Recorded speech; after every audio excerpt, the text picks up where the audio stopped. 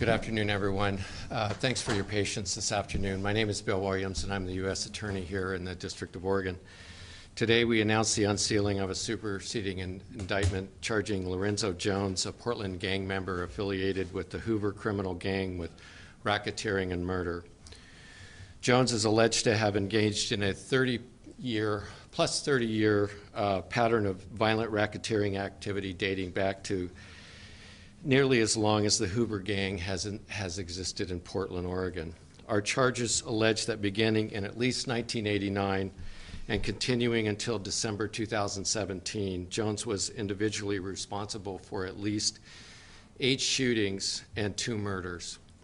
Jones is alleged to have murdered 2 people, Asensio Garcia on July 19, 1998, and Billy Butler on September 17th of 2017.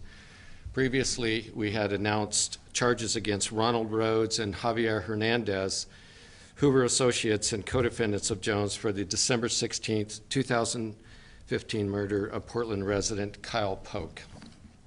Rhodes and Hernandez are named alongside Jones in the superseding indictment. Jones and his fellow Hoovers stand out among street gangs in their propensity for brutal acts of violence. They engage in violence for the sake of violence, to maintain and bolster their positions in the gang and among rivals. Most street gangs, including the Hoovers, use violence to protect illegal profit-driven enterprises like drug dealing and prostitution. The Hoovers take this a step further, using violence and targeting rival gang members and the community at large to increase their power and influence. This case is the second federal racketeering, or known as RICO, indictment brought against a Portland gang in the District of Oregon recently.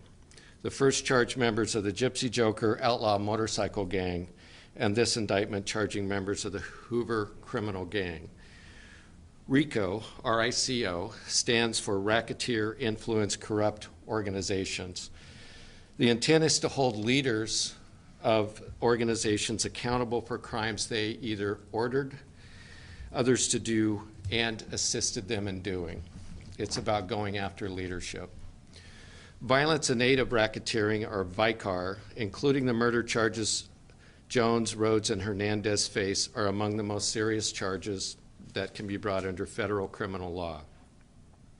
Defendants convicted at trial of these charges face mandatory minimum sentences of life in prison with no parole and are death penalty eligible.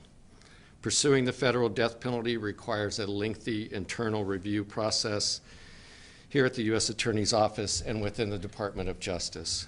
No decision has been made yet on pursuing such a sentence in this case. RICO cases brought against violent street gangs like the Hoovers have the ability to transform neighborhoods and communities. We've seen this throughout the country. We intend to work our way through this criminal organization until it effectively ceases to exist. While significant, these charges cannot, unfortunately, right the many wrongs described in our indictment, which I believe you now have a copy of. They cannot bring Asensio Garcia, Kyle Polk, or Billy Butler back to their families. And as much as I wish these charges alone would end the cycle of violence that claim these young lives, they will not. But here's what the charges will do. They will bring accountability to Jones, Rhodes, and Hernandez for brutally murdering 3 victims and exposing more to senseless acts of violence. Further, and let me be clear, these federal charges mark the beginning of our collective efforts to bring accountability to the Hoover Criminal Gang for decades of violence in Portland. This is the beginning of our effort, not the end. So a simple message to gang members in Oregon, throughout Oregon, is wake up, stop the violence. You will be held accountable. By the time your case reaches our desk, it's too late. You'll be prosecuted to the full extent of the law, and we are out to change the gang violence going on in the District of Oregon. The way we do that is through partnerships. Partnerships in law enforcement are crucial to the success of what we do. Federal RICO cases are inherently multi-jurisdictional. The most successful find creative ways to integrate federal resources, and we bring them, and investigative tools with local knowledge and expertise. This level of partnership is the reason we're all standing here today and announce a case of this magnitude and reach. Without the complete and total integration of local, state, and federal resources, a case like this simply can't be done. I'd like to introduce my distinguished colleagues. To my right, Portland Police Chief Daniel Outlaw, FBI Special Agent in Charge Ren Cannon, Multnomah County District Attorney Rod Underhill. To my left, Craig Gabriel, who's Chief of the Organized and Violent Crime Unit here in the District of Oregon U.S. Attorney's Office, Sheriff Mike Reese, and Gresham Police Chief Robin Sells. I want to thank each and every one of the team members up here for the hard work of their respective teams and dedication to this case. It's taken hours and hours, weeks and weeks to pull this together, and they've done a great job. And at this time, I want to turn it over to Chief Daniel Outlaw.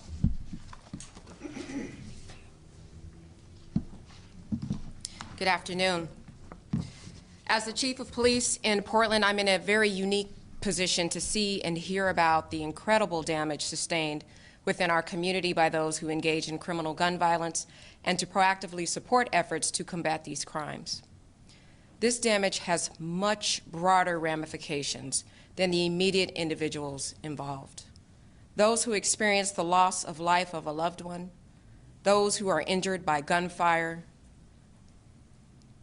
those whose property has been damaged or whose neighbor's house was hit by gunfire, all experience unimaginable trauma. The effects are widespread and cause fear within our communities that is lasting and detrimental to all.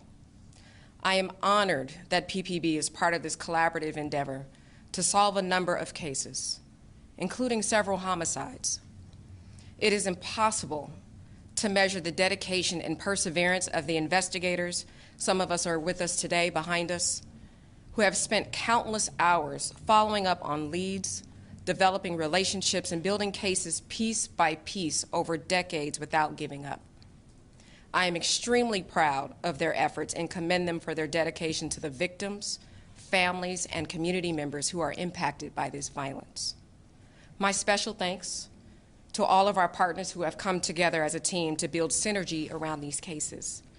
These cases are complex, yet this coordinated effort by our local, state, and federal partners utilizes a variety of tools to strategically focus on holding those accountable who are responsible for criminal gun violence in our community. Our work isn't done, and we will continue to do everything in our capacity to identify and apprehend those who are causing severe damage to our wonderful community. To be most effective, we rely upon the public for help. Remember, we still have dozens of unsolved homicide and shooting cases we are still hoping to solve with your help. If anyone has information to share, please contact Crime Stoppers of Oregon at 503-823-HELP or 503-823-4357. As a community, we are coming together to share the message that criminal gun violence is not acceptable as the status quo. Thank you, Chief Outlaw. Next will be FBI Special Agent in Charge, Ren Cannon.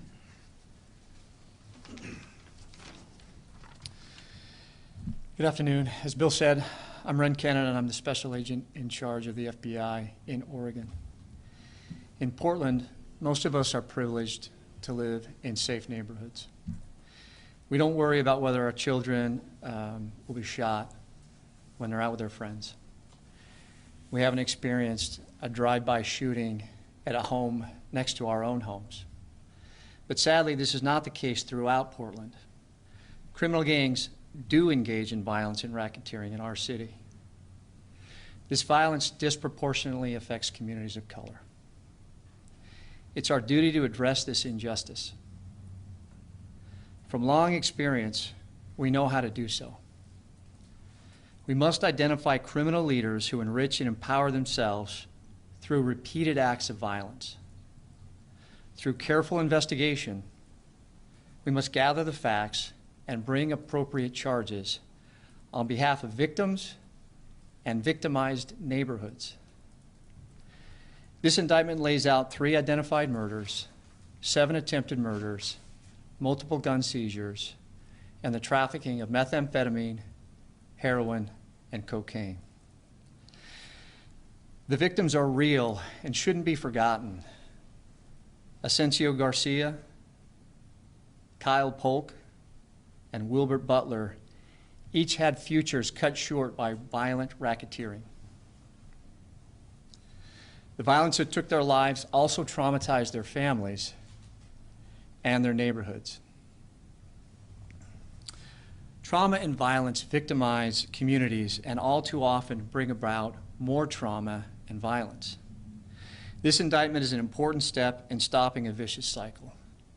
I'm very proud of the work that's been done by this combined team, and I'd like to thank all of the partners who made this step possible. To that end, the FBI will continue to work with the Portland Police Bureau's Gun Violence Reduction Team, the Gresham Police Department, the Multnomah County Sheriff's Office, and others to disrupt violent organized crime, to solve unsolved homicides, and to remove illegal guns from the streets. With continued partnerships amongst agencies and partnerships between the law enforcement community and community leaders, we can stop the pattern of violence in Portland. We can create a city where all communities are privileged to live in neighborhoods that are free from gunfire. Thank you. Multnomah County District Attorney Rod Underhill. Good afternoon, and thank you, Mr. Williams. I, too, want to thank each and every specific partner that I have the honor of being at this podium with, together with their supporting agencies. And specifically, Bill Williams, I want to thank you and your leadership, together with your team, in this collaborative effort to reduce towards stopping gun violence in our communities. Additionally, I do want to recognize the hard work over the years on this matter by members of my office. Chief Deputy District Attorney Kirsten Snowden, Senior Deputies Dave Hannon and Glenn Banfield. We've got Eric Zimmerman here from my office, who put in a lot of work on this matter, together with Deputy District Attorney B.J. Park. But also, because this is a time to recognize violence in the community and the victims that fall prey, and tragically, to such acts, we have a victim advocate here, Chanel Thomas, in the back, who has worked with the families of 2 of the families relative to the homicides at issue here today. And so thank you, Chanel, for that hard work and continued collaboration with all of us. As a result of this superseding indictment, my office, the Multnomah County District Attorney's Office, on behalf of the people of the state of Oregon, has chosen to dismiss murder charges against Ronald Rhodes and Javier Hernandez surrounding the death of Kyle Polk, because those cases now are part of this superseding federal indictment. Further, as we've learned today, Mr. Lorenzo Jones has been arraigned on his indictment at issue here today, and likewise here soon my office will move to dismiss his pending murder case as well, because as a result he is now charged federally with that homicide as well. We have consulted with Mr. Williams' office. There is a co-defendant relative to Mr. Jones's matter surrounding the death of Mr. Butler. That individual is Mr. McCool. He, at this time, will be remaining in state court, and we will continue to prosecute him to the fullest extent of the law. Gang violence in my career has had a long and lasting traumatic impact. I've seen it both professionally and also personally.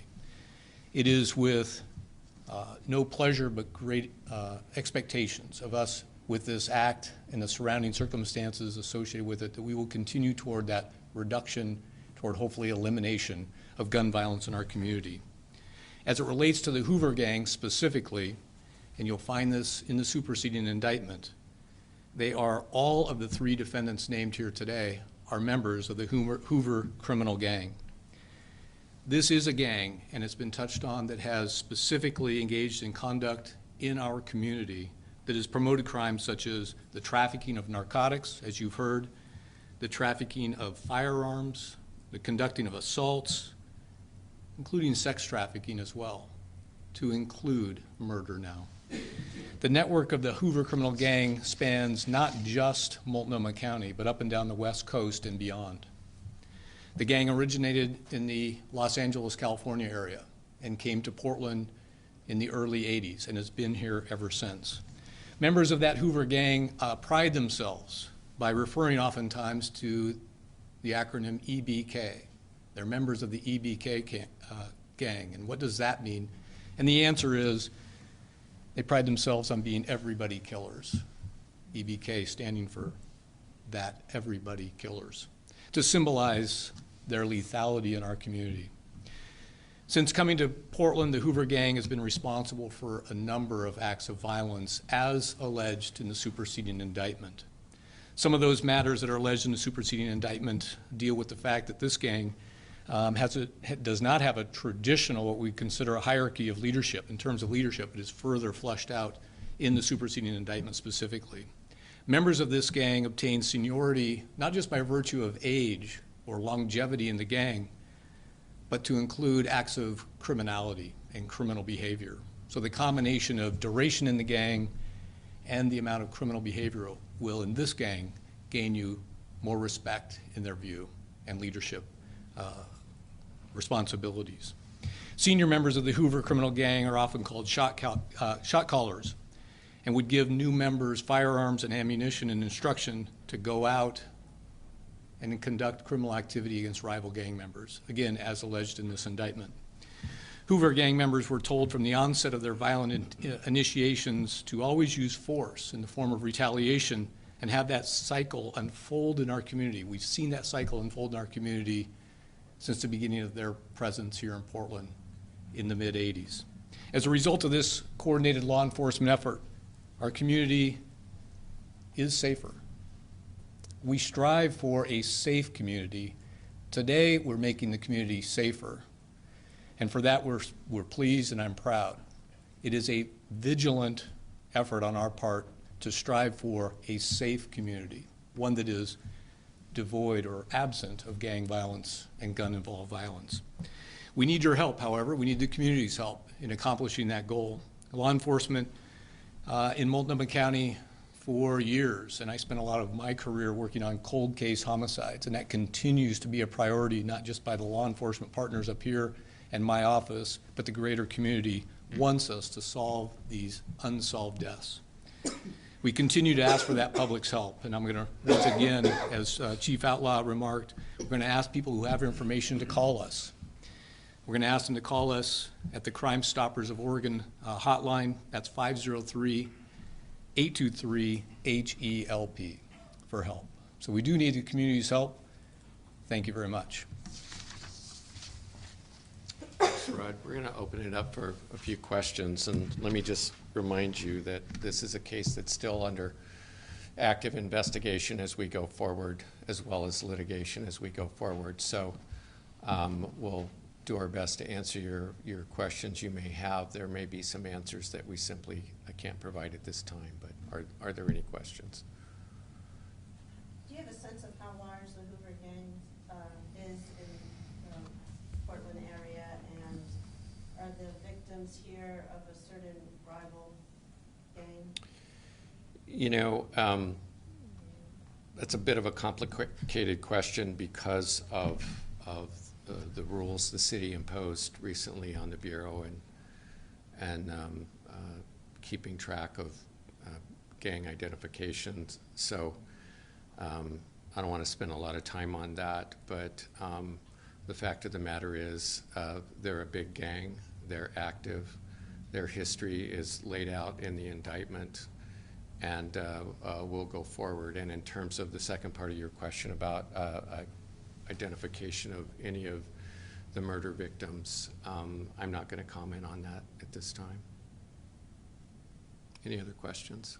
Can you talk at all about how Jones, or when Jones was taken into custody? How he was taken into custody? Which time? Most recently. Okay. He was brought over to federal custody while he was in state custody on the pending charges. There's a formal court process that you go through for that. Anyone else?